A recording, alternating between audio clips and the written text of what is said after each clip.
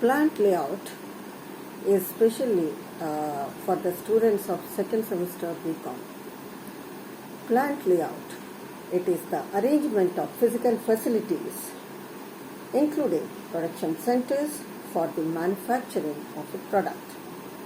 Plant layout involves the allocation of space and arrangement of production center, equipment and other physical facilities in such a manner that the overall production costs are minimized. It tries to have a maximum output at minimum cost. It involves effective utilization of resources available in the factory. Plant layout can be a technique of locating machines, processes, services within the factory so as to achieve a greatest possible output of high quality at lowest possible total cost of manufacturing. Plant layout also includes development of physical relationship among building, equipment, production, operations, which will enable the manufacturing process to be carried on effectively and efficiently. Plant layout can also be said as planning and organizing the physical distribution of the materials, products and other facilities of physical condition and relationship between the whole operations will make possible a satisfactory degree of manufacturing economically and effectively. There are certain factors that influence plant layout.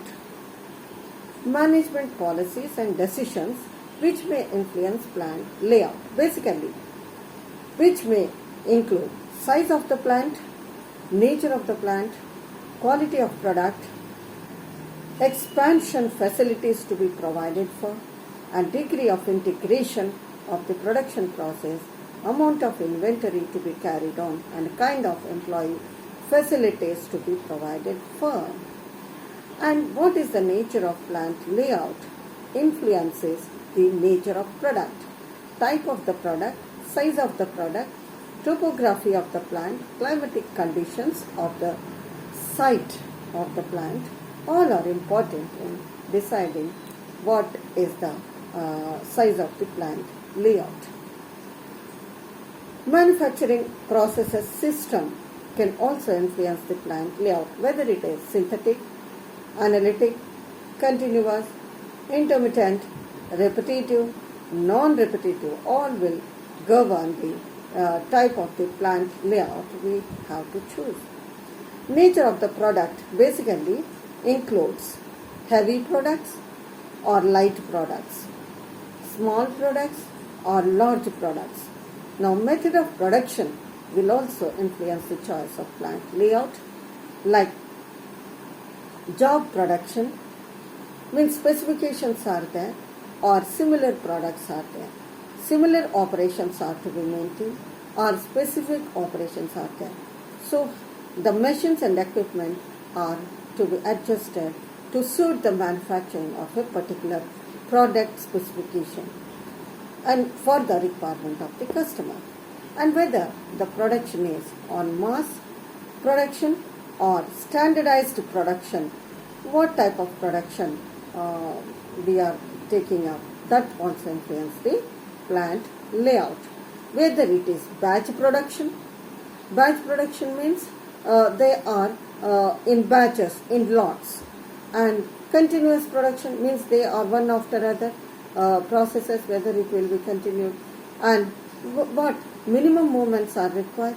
Other things remain the same, but the plant layout, one which minimum movement of raw materials is to be maintained, and availability of the rest of the facilities like electricity, power, water, skilled labor and repair service facilities whether they are available nearby the plant layout. And flexibility is another factor that influence the plant layout. Products, techniques or equipment, methods of production, or whether they have flexibility according to the changes of the consumer's attitude, consumer tastes and behaviors. Our future expansion, if it is required, then plant layout should provide a proper place for the expansion purposes. These are certain factors that influence plant layout. How many types of plant layout are available? Product layout, or which is also called line layout. Functional layout, which is also called as process layout. Mixed layout, which is mixed layout means combined of both, and layout by stationery. So these are 4 types of plant layout which we are going to discuss now. Product layout or line layout, that means product layout implies arrangement of machines in order of sequence that may be used in the production of a particular product. It also called line layout because machines under this type are arranged in line.